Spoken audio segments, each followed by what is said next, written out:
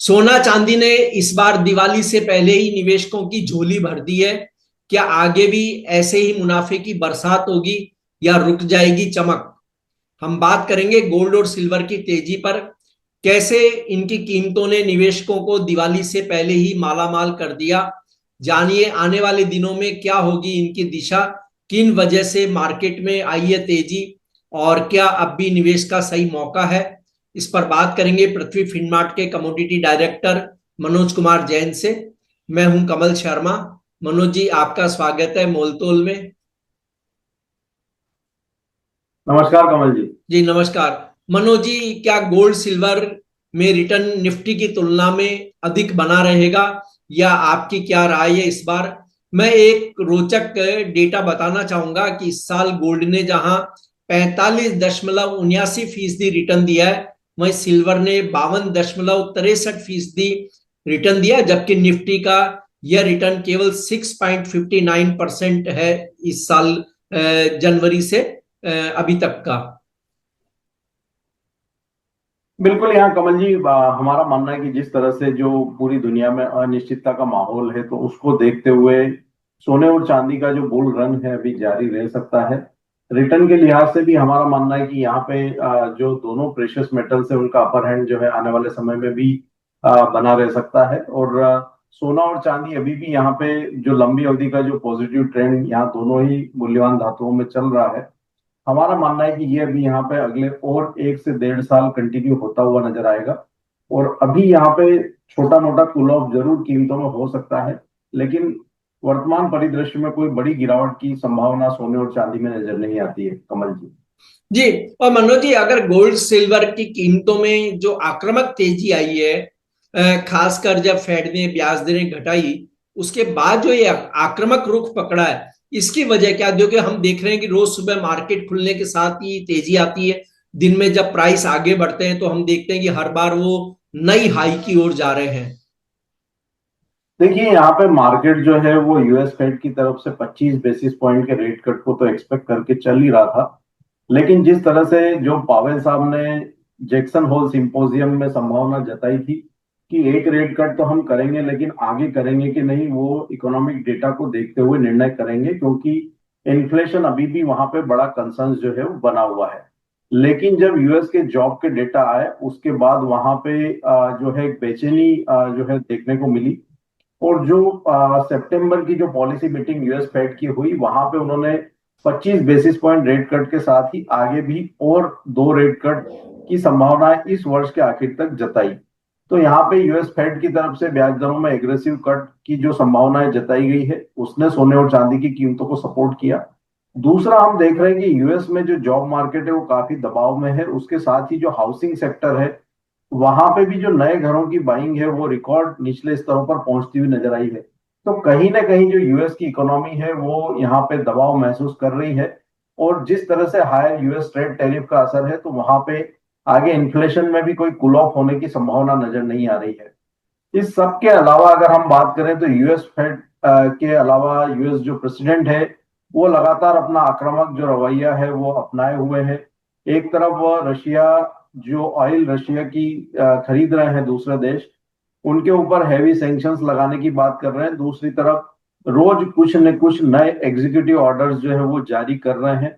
और अभी जिस तरह से उन्होंने जो सप्ताह के अंत में नया एग्जीक्यूटिव ऑर्डर H1B वीजा को लेकर के साइन किया है, तो उसके बाद फिर एक जो है अनिश्चितता का माहौल बड़ा बनता हुआ नजर आया ग्लोबल इकोनॉमी में। और उसी के चलते हम देख रहे हैं कि जो सेफ हेवन बाइंग है सोने और चांदी की वो लगातार मजबूत बनी हुई है। और वो आगे भी यहाँ पे दोनों ही प्रेशियस मेटल्स की कीमतों को सपोर्ट करती रहेगी कमल जी। जी, अब मनोज जी देखिए, यहाँ पर जैसे हम पहले देखते थे कि सोने चांदी के भाव मजबूत हो रहे हैं। मजबूत होना अलग चीज है, लेकिन जो आक्रामक तेजी आई है, जहां पर एक छोटे मोटे ट्रेडर शायद बाजार से बाहर भी होंगे, क्योंकि मार्जिन हर बार भरना शायद उनके लिए असंभव भी हो। तो क्या ये जो आक्रामक तेजी बनी है, ये शब्द पे अगर हम जाएं, तो ये क्या दिवाली या इस साल के अंत तक बनी रह सकती है? मेरा मानना है कि जो यहाँ पे ग्लोबल इकोनॉमी के हालात है, पहले भी जब मैंने कई बार आपके साथ शो में चर्चा की कमल जी तो साफ तौर पर कहा था कि इस बार के सोने और चांदी की जो तेजी है वो वर्ष 2011 और 1980 की तेजी से बिल्कुल अलग अलग है, और जो जी मूड और माहौल है वो पूरी तरह से अलग है। और इसीलिए हम बार बार जो है ट्रेडर्स और निवेशकों को आगाह करते हुए नजर आए हैं कि यहाँ पे सोने और चांदी में कोई भी शॉर्ट सेलिंग का ट्रेड बनाने से बचना चाहिए। और वही हम यहाँ पे होते हुए भी देख रहे हैं, जिस तरह से आक्रामकता दोनों ही मूल्यवान धातुओं में बनी हुई है। अब ये तेजी कहाँ जाकर थमेगी ये तो भविष्य ही बताएगा कि आगे कहाँ पे जाकर के फंडामेंटल्स जो है वो रिवर्स होते हैं दोनों ही प्रेशियस मेटल्स के लिए। लेकिन अभी जिस तरह से जो यहाँ पे जो जियोपॉलिटिकल टेंशंस और ग्लोबल अनसर्टेनिटी का माहौल है, उसको देखते हुए जो ग्लोबल सेंट्रल बैंक है वो लगातार यहाँ पे एग्रेसिव जो है सेफ हेवन असेट की तरफ शिफ्ट होते हुए दिख रहे हैं। और उसी के चलते हम देख रहे हैं कि चाहे सोना हो या चांदी हो, वहां पे लगातार आक्रामकता देखने को मिल रही है। चाइना की अगर मैं एग्जांपल लूं, तो चाइना यहाँ पे बहुत ज्यादा निवेश सोने में करता नहीं था, लेकिन हम देख रहे हैं कि पिछले एक साल से चाइना की जो बाइंग है गोल्ड में लगातार बनी हुई है और रिकॉर्ड स्तर पर पहुंचती हुई नजर आई है। इसके अलावा जो छोटे सेंट्रल बैंक है वो भी जो सोने में निवेश को ज्यादा प्राथमिकता नहीं देते थे, वह भी यहाँ पे ग्रेजुअली जो है सोने के निवेश को बढ़ा रहे हैं और अपने रिजर्व्स को वहां पे बढ़ाते हुए नजर आए हैं। तो हमारा मानना है कि यहाँ पे जब तक यूएस प्रेसिडेंट ट्रम्प की तरफ से जो नए जो बयान लगातार आते रहेंगे, तो वो ग्लोबल इकोनॉमी को डीस्टेबल करते हुए नजर आएंगे। और उसी डर और भय के माहौल में हमारा मानना है कि जो सेफ हेवन असेट में जो निवेश का रुझान यहाँ पे वर्ल्ड वाइड देखने को मिल रहा है, वो बना रह सकता है। यह सिनारियो तभी चेंज होगा कमल जी, जब यूएस प्रेसिडेंट की तरफ से एक स्टेबिलिटी के संकेत जो है दिए जाएं, तो फिर वहां पे जो ट्रेंड है वो रिवर्स हो सकता है। नहीं तो जो ये रफ्तार है ये आगे भी आने वाले समय में जारी रह सकती है। तो मनोज जी, यहाँ पर एक सवाल और आता है ट्रेडर्स के व्यू से कि देखिए जो शॉर्ट सेलर्स हैं उस पे तो आपने पिछले साल से ही लगातार आप कह रहे हैं कि शॉर्ट सेलिंग न करें, खरीद करके बेचना यानी मुनाफा कमाना एक अलग चीज है। तो अभी हम देख रहे हैं कि जो अब पिछले दिनों जो तेजी बनी है उसमें शॉर्ट सेलर्स तो पूरी तरह निपट चुके हैं, लेकिन जो छोटे और मध्यम ट्रेडर हैं उन्हें किस तरह सचेत रहने की आप सलाह देंगे? देखिए कमल जी, ये ट्रेडिंग का मार्केट बिल्कुल नहीं है, क्योंकि यहाँ पे जो वॉलेटिलिटी है वो भाव और लेवल के हिसाब से आने वाले समय में और ज्यादा बढ़ती हुई नजर आएगी। और हम एक दिन के सत्र में अगर सोने में 3-4 हजार रुपए की उठापटक और चांदी में 5-6 हजार की उठापटक देखेंगे, तो वो एक यहाँ पे दोनों ही प्रेशियस मेटल्स के लिए न्यू नॉर्मल होता हुआ नजर आएगा। तो इतनी ज्यादा वॉलेटिलिटी में एक ट्रेडर का मार्केट में टिकना बहुत मुश्किल होता है। तो पहली चीज तो ये कि यहाँ पे ट्रेडिंग की जो पोजीशन है उसको सीमित रखें, और जो भी वो पोजीशन ले रहे हैं उसमें एक निश्चित स्टॉप लॉस तय करके ही पोजीशन ले। जहां तक लंबी अवधि के निवेशकों का सवाल है, तो मेरा मानना है कि छोटी मोटी गिरावट में भी उनको विचलित नहीं होना चाहिए।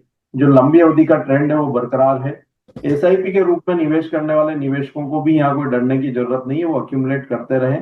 जो लंबी अवधि में जो ट्रेंड है दोनों ही प्रेशियस मेटल्स की, वो भी यहाँ पे जो है बुलिश ट्रेंड इंटेक्ट है, तो उनको डरने की जरूरत नहीं है। लेकिन हाँ, ट्रेडर्स को यहाँ बिल्कुल सतर्कता के साथ ट्रेड करना चाहिए कमल जी। जी। और मनोज जी, अंत में कि शॉर्ट टर्म के लिए गोल्ड और सिल्वर दोनों में इंडियन करेंसी के रूप में आप क्या स्टॉप लॉस और रेसिस्टेंस बताना चाहेंगे, और क्या प्राइस रेंज रह सकती है? देखिए कमल जी, यहाँ पे आज का दिन काफी महत्वपूर्ण है, क्योंकि आज शाम के सत्र में यहाँ पे यूएस प्रेसिडेंट और फेड के चेयरमैन जेरोमी पावेल दोनों के स्पीच है। तो शाम के सत्र में यहाँ भारी उठापटक जो है मार्केट में रहने की संभावना है, तो उसके ऊपर ट्रेडर्स और निवेशकों को नजर रखना चाहिए। लेवल स्पेसिफिक में अगर बात करूं, तो सोने में जो इंटरनेशनल मार्केट में अब कीमतें लगभग $3,800 को अप्रोच करती हुई दिख रही है, और भारतीय बाजारों में 1,13,000 के स्तर पार कर चुकी है।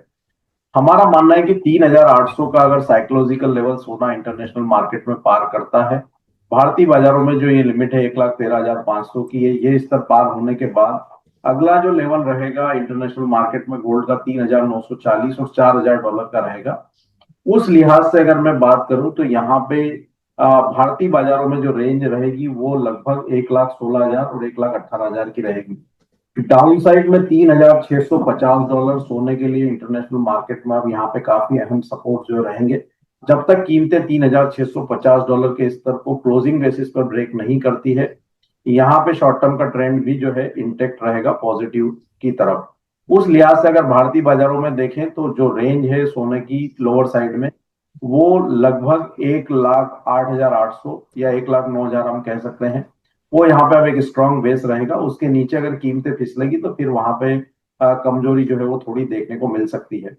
वहीं अगर चांदी की बात करें तो यहाँ पे 44.50 एक टेक्निकल रेजिस्टेंस है, साइकोलॉजिकल बैरियर भी हम कह सकते हैं।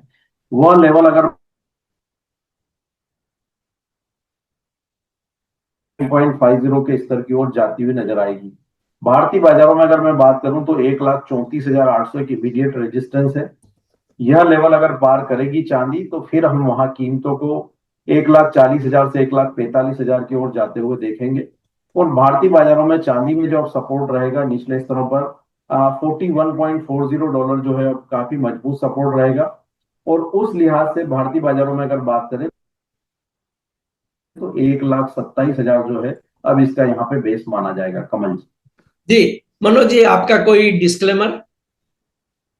सोने और चांदी के फ्यूचर्स मार्केट में मेरी कोई व्यक्तिगत पोजीशन नहीं है कमल जी, और समय समय पे यहाँ रिकमेंडेशन होने के चलते हमारे क्लाइंट्स की इनमें पोजीशन हो सकती है। इसमें ईटीएफ में जरूर मेरा एसआईपी के रूप में निवेश रहता है सोने और चांदी में। कोई भी ट्रेडर या निवेशक कोई भी निवेश की योजना सोने और चांदी में बना रहे हैं तो अपने वित्तीय सलाहकार की सलाह से ही बना। आपका धन्यवाद, शुक्रिया मनोज जी। Thank you.